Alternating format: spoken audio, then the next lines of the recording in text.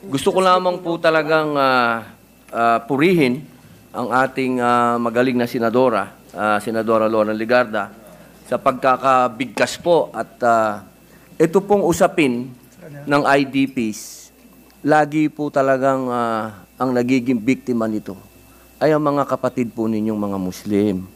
Dahil katulad po ng sinabi nyo kanina, yung stateless, yung mga kababayan po ninyo na galing ng Sabah na ibinalik dito sa ating bayan, yan din po talaga ang nagiging problema namin.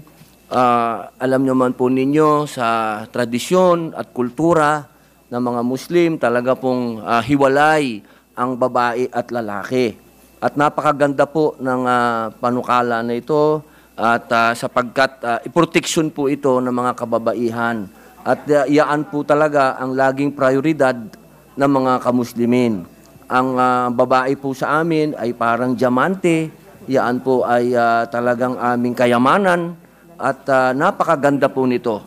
At gusto ko din pong purihin uli ang ating senadora sapagkat nabanggit niya po ang mga nangyayaring karumal-dumal na krimen na nangyayari po sa mga kababayan, hindi po natin kababayan, mga kapatid natin, inhumanity, diyan po sa Gaza. At ako po ay natutuwa sapagkat nanggaling po yan sa ating pro tempore na sa kanya pong balabal, nakikita din po natin ang kulay ng Palestinian. Nagpapasalamat po ako sa inyo at kamulatan po ito.